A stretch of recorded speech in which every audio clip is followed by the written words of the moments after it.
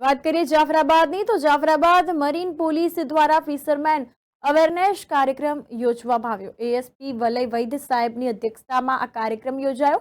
જાફરાબાદ દરિયા કિનારે આવેલ શહેર છે તો જાફરાબાદમાં મોટા ભાગના લોકો માછીમારી ધંધા સાથે સંકળાયેલા છે। માછીમારી કરતા સાગર ખેડૂઓ માટે જાફરાબાદ મરીન પોલીસ દ્વારા ફિશરમેન અવેરનેસ કાર્યક્રમ યોજાયો છે, જેમાં જાફરાબાદ એએસપી વલય વૈદ્ય તેમજ પ્રાંત અધિકારી મેહુલ કુમાર બરાસરા, કોસ્ટગાર્ડના સીબી યાદવ, ફિશરીઝ ઓફિસના વિપુલ મારકડિયા, મરીન પીઆઈ ડીએસ ઈસરાણી તેમજ પીએસઆઈ ગોહિલ ઉપસ્થિત રહ્યા હતા। દરમિયાન આ કાર્યક્રમમાં માછીમારોને સમજાવવામાં આવ્યા કે આપણા દેશની હદમાં ફિશિંગ કરવી અને ટોકન વગર માછીમારી કરવા ન જવું। એન્ટી ઇન્ડિયા એક્ટિવિટી દરમિયાન એક્ટિવિટી કરનાર કોઈ વ્યક્તિ કે અજાણી બોટ કે કોઈ પણ જાતની બિનવારસી વસ્તુ મળી આવે તો કોસ્ટગાર્ડ કે મરીન પોલીસનો સંપર્ક કરવો તેમજ બોટોનું રજીસ્ટ્રેશન અવશ્ય કરાવવું। આ કાર્યક્રમમાં જુદા જુદા સમાજના બોટ એસોસિએશનના પ્રમુખ સહિત બહોળી સંખ્યામાં માછીમારો ઉપસ્થિત રહ્યા હતા।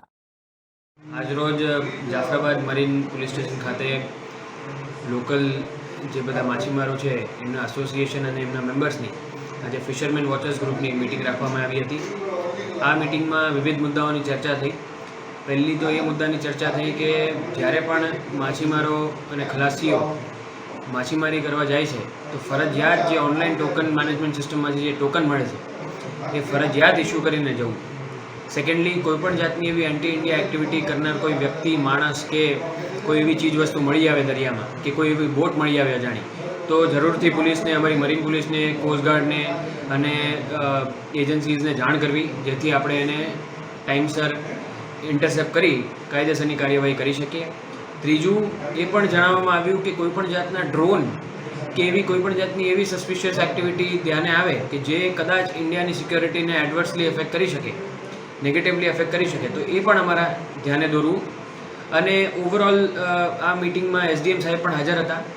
એમની પણ એવી પહેલ હતી બધા માછીમાર ભાઈઓને કે જે પણ માછીમારો દરિયામાં ગયેલા છે એ લોકો 7મી મેના રોજ અચૂક રીતે પાછા આવી જાય એવી રીતે પ્લાનિંગ કરે કે જેથી વધુને વધુ સંખ્યામાં લોકો વોટ કરી શકે।